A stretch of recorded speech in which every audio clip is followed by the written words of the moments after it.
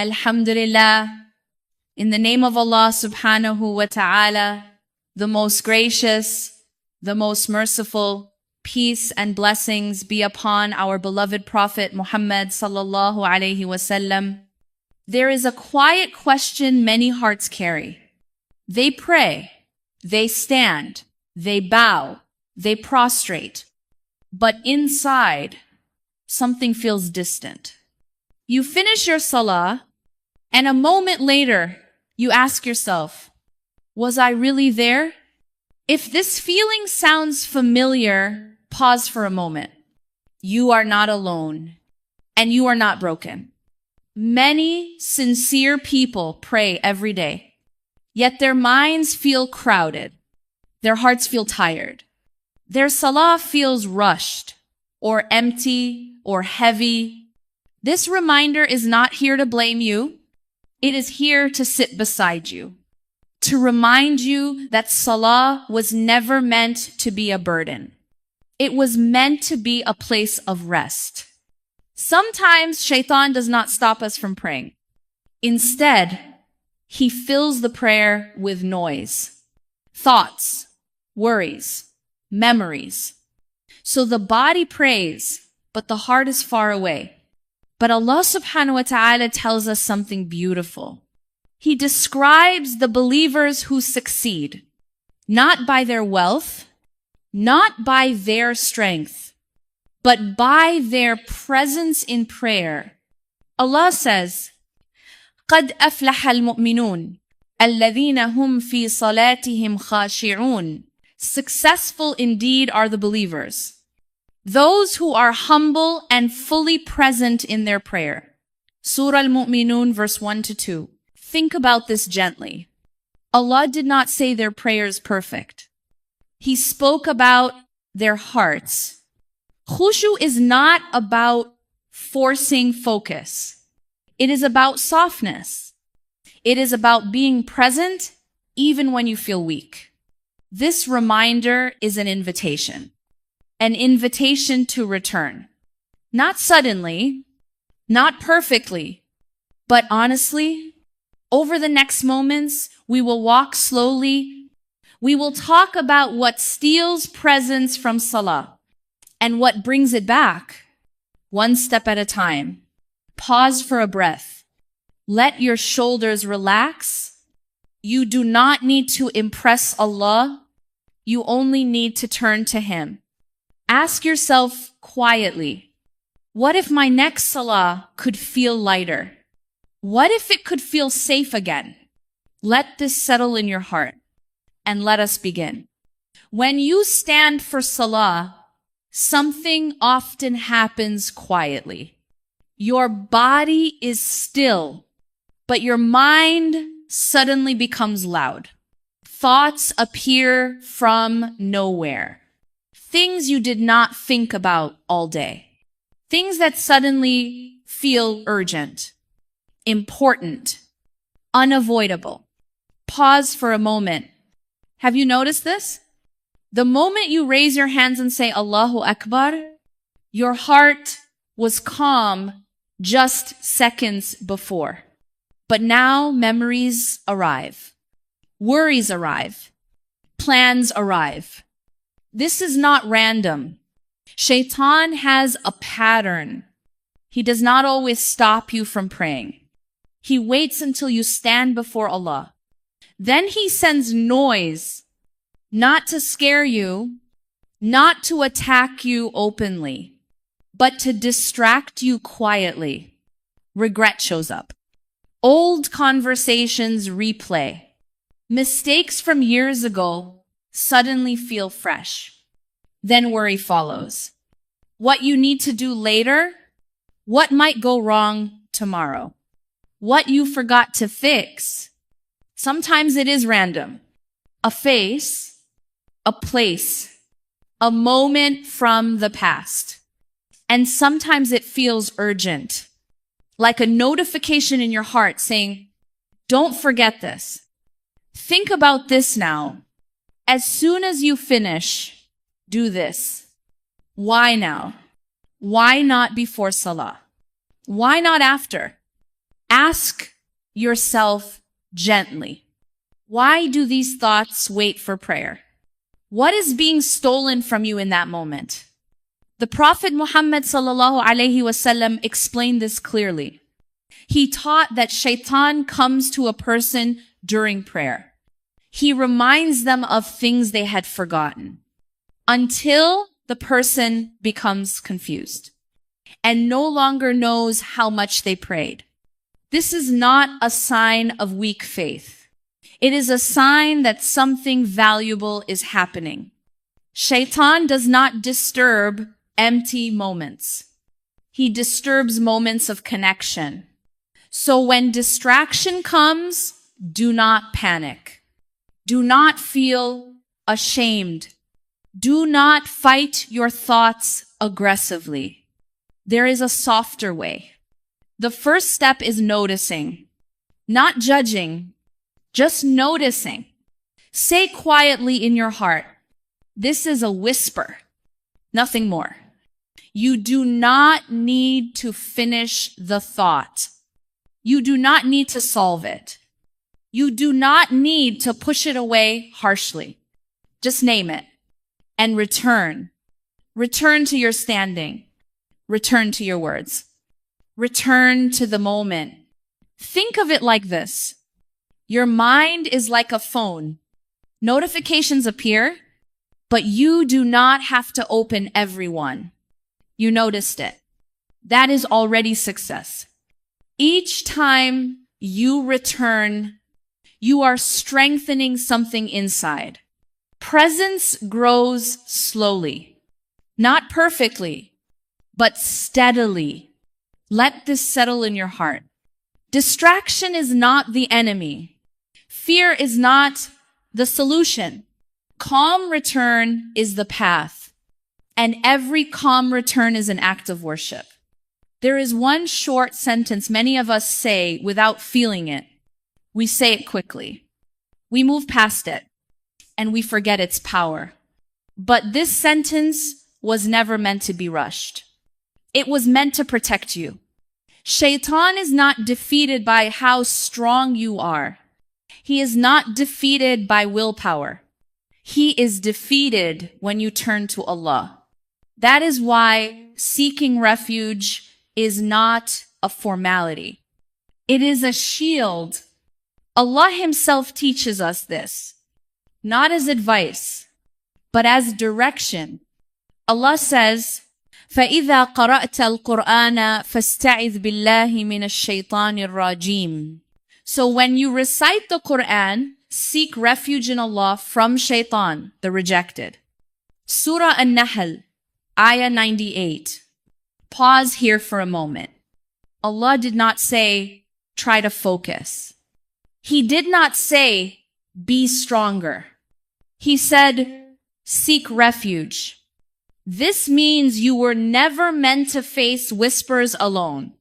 When you say, أعوذ بالله من الشيطان الرجيم, you are not just saying words.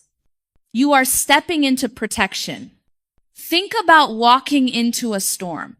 Strong wind, cold rain. You could walk in with no coat, or you could cover yourself. Asking Allah for protection is that cover. When you say it with awareness, something changes. Your chest feels safer. Your heart feels less exposed. You are no longer standing unguarded. But this only happens when it is personal. Say it slowly. Even outside salah.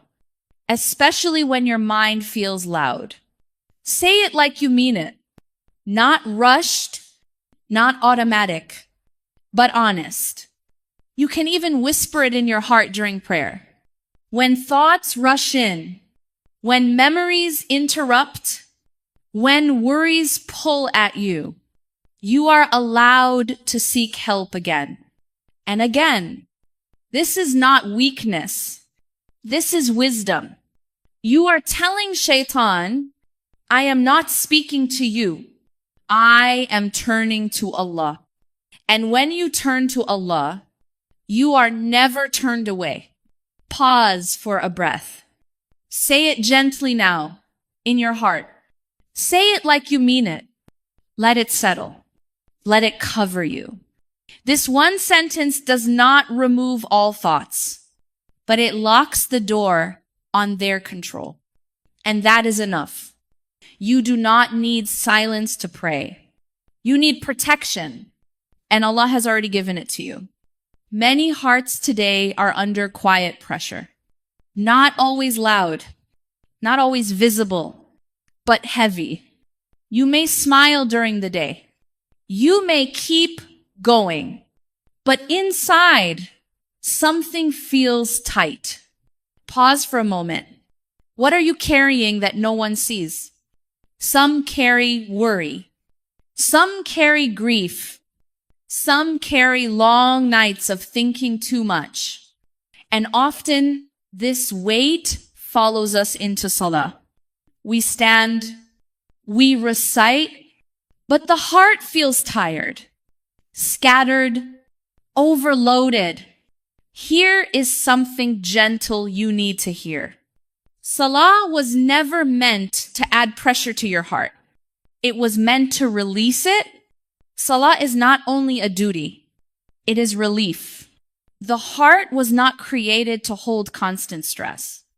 It was created to remember Allah. Allah subhanahu wa ta'ala tells us this clearly. He speaks directly to the heart. Allah says, الَّذِينَ آمَنُوا وَتَطْمَئِنُّ قُلُوبُهُمْ بِذِكْرِ اللَّهِ أَلَا بِذِكْرِ اللَّهِ تَطْمَئِنُّ الْقُلُوبِ. Those who believe and whose hearts find rest in the remembrance of Allah. Surely, in the remembrance of Allah do hearts find rest. Surah Ar-Ra'd, Ayah 28. Rest. Not pressure. Not fear. Rest. Notice something important. Allah did not say the heart rests by force, or by perfection, or by control. The heart softens by remembrance. That means you do not need perfect focus. You do not need silence inside your mind. You do not need to push thoughts away harshly. The goal is gentle return.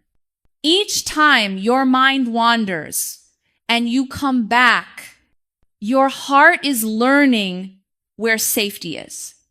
Think about nights when anxiety becomes louder, when the world goes quiet and the thoughts become heavy. Many people feel this before sleep. The chest feels tight. Breathing feels shallow.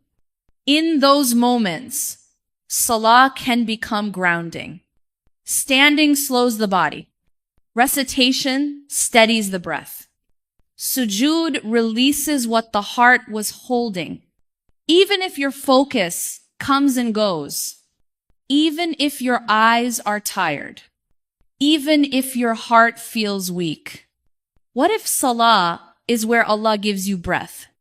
Not answers to everything, not solutions to every problem, but breath, calm, a place to rest your heart. Pause here. Let this settle. You do not come to salah to prove strength. You come because you are human. And Allah knows exactly how heavy the heart can feel. There is something many people do without realizing. They rush through salah, not because they don't care, but because life already feels fast. The body moves quickly. The tongue recites quickly, but the heart arrives late.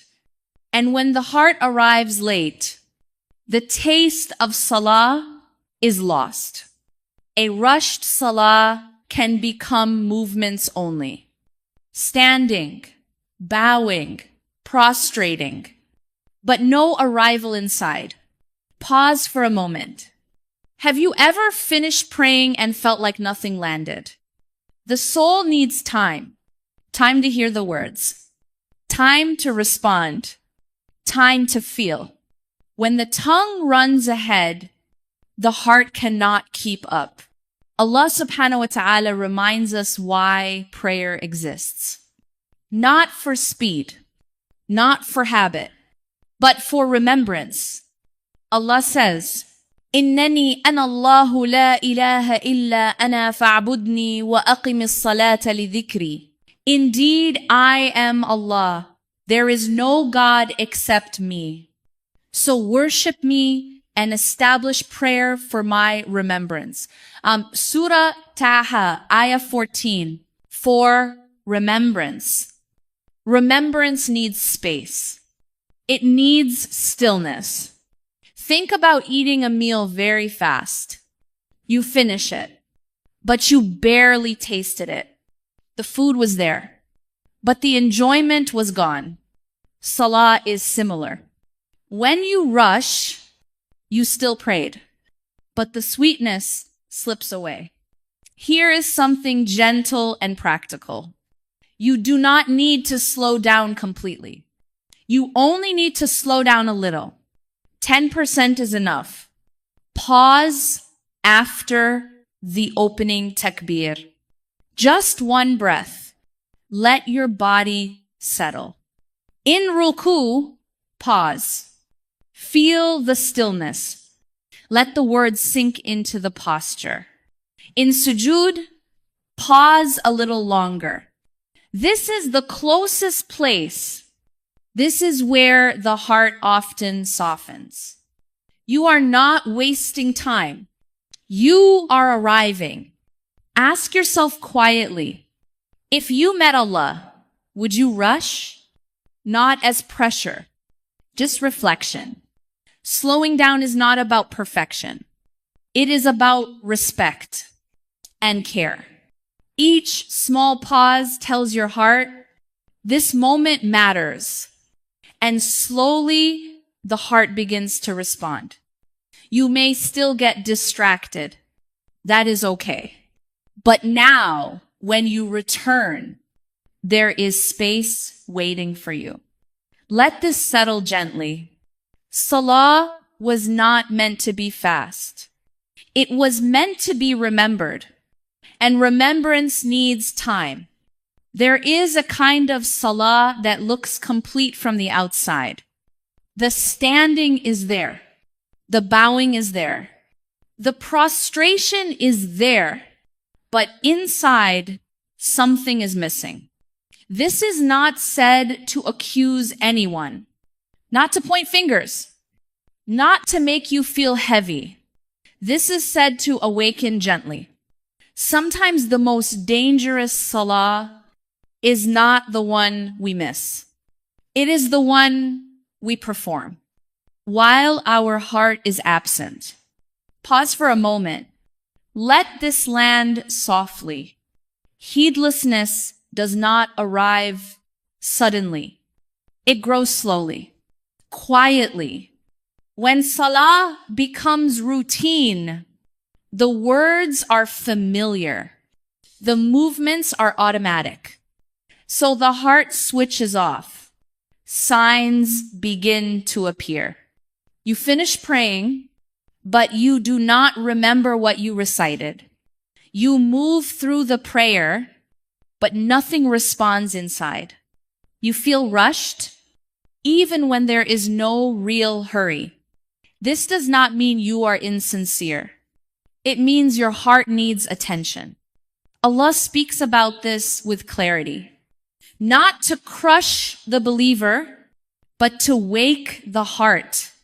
Allah says, فَوَيْلٌ لِلْمُصَلِّينَ الَّذِينَ هُمْ عَنْ صَلَاتِهِمْ سَاهُونَ. So woe to those who pray, yet they are heedless of their prayer. Surah Al-Ma'un 4 and 5. Pause here. Not fear, but clarity. Allah did not say they do not pray. He said they are heedless. This is a warning wrapped in mercy, because Allah is showing us what to protect.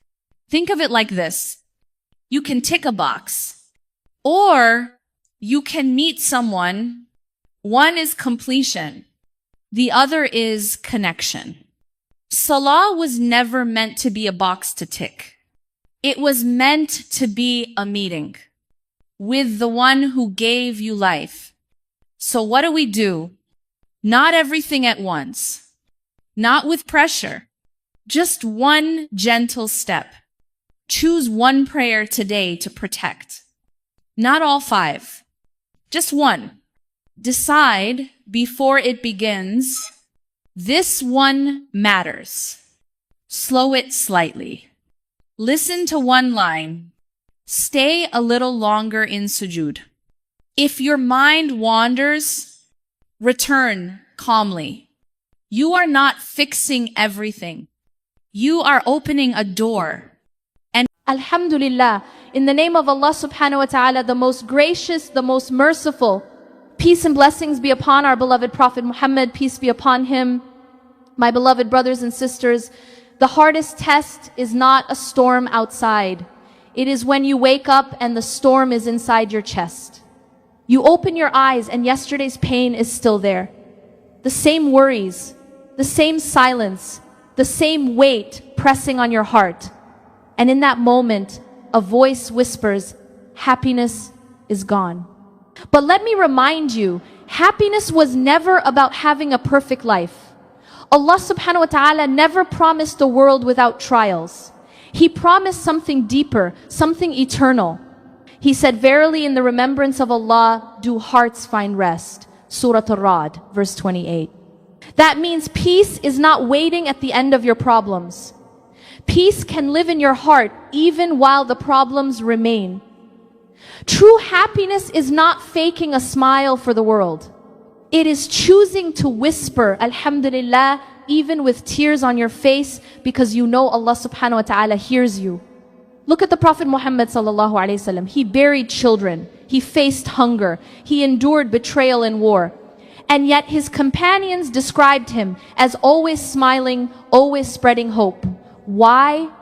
Because his joy was never tied to dunya. His heart was anchored in trust in Allah subhanahu wa ta'ala.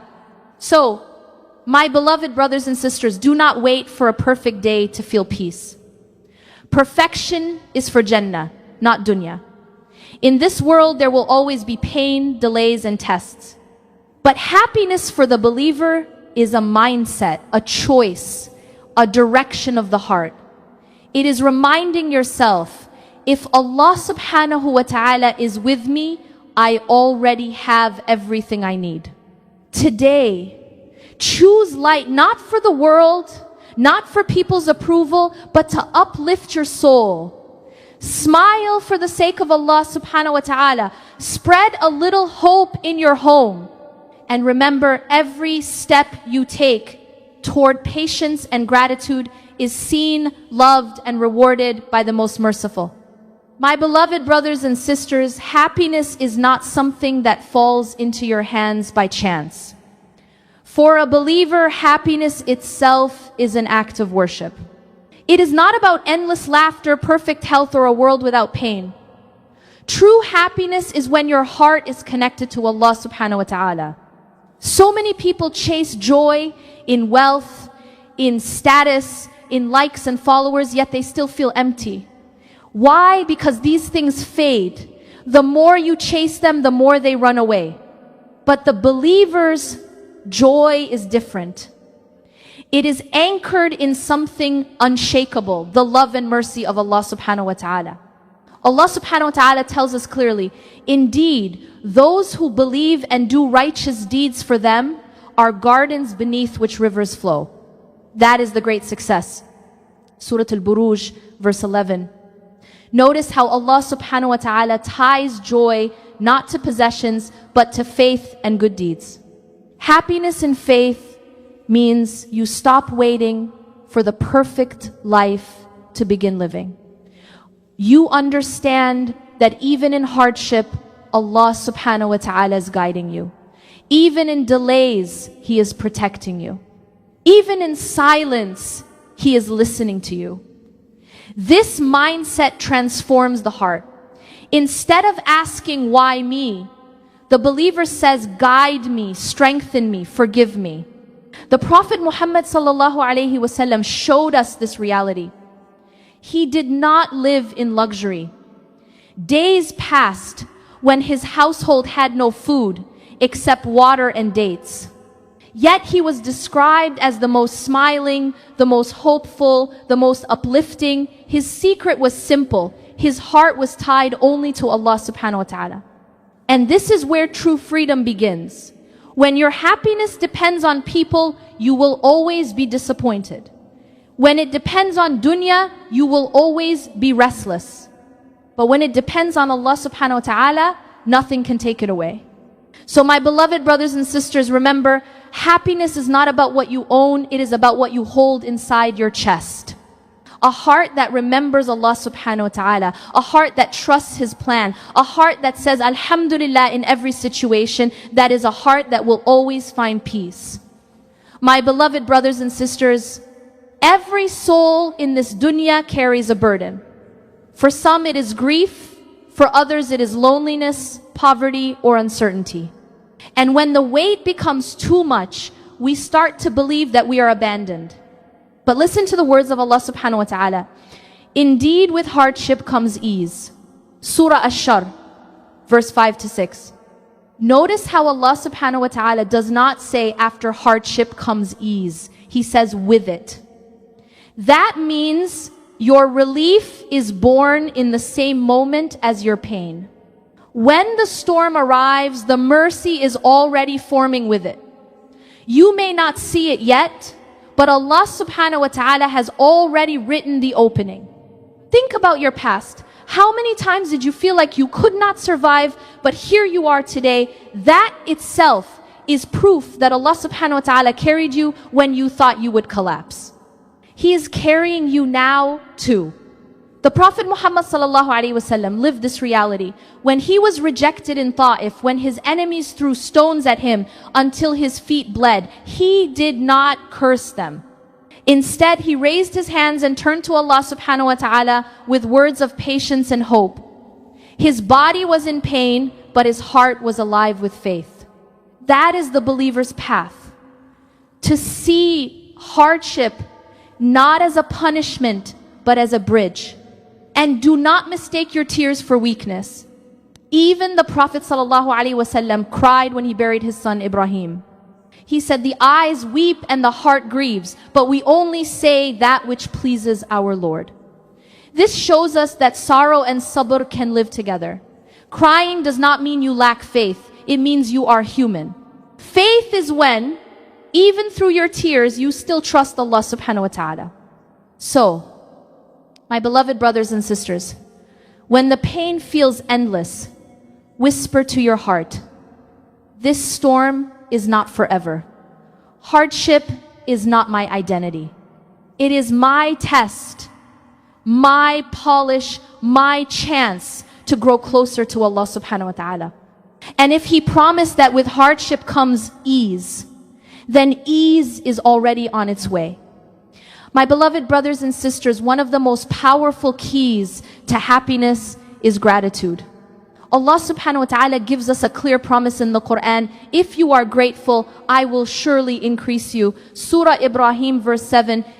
This is not just about more wealth or more blessings. It is about an increase in peace, perspective, and closeness to Allah subhanahu wa ta'ala.